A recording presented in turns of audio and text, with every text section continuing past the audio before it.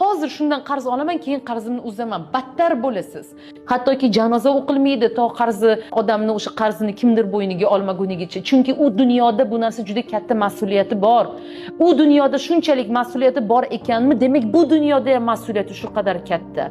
Shuning uchun to bu dunyoda qarzingiz uzilmadimi, oldingi chiroyli hayotga yo'l yo'q, yopib turibdi. Yopilibdi, anu birinchi buni qiling deb turibdi. Mana как shlagbaum. Ko'ryapsiz, chiroyli hayot. Tasavvur qiling, chiroyli parkning oldida turibsiz-da, eshigi yopilgan, reshotka qo'yilgan. Aytayaptiki, birinchi biletni sotib ol, deydi-yu. Xuddi shunaqa birinchi qarzingni uzib ol.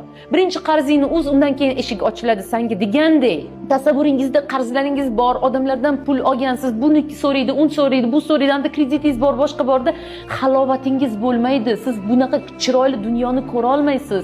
U dunyoni prosta hayotingizni mana o'zingiz reshotka qilib qo'yasiz-da. O'sha reshotkani oldida turib, boshqalarga havas qilib, nimaga falonchilar hammasi yuribdi bu parkning ichida?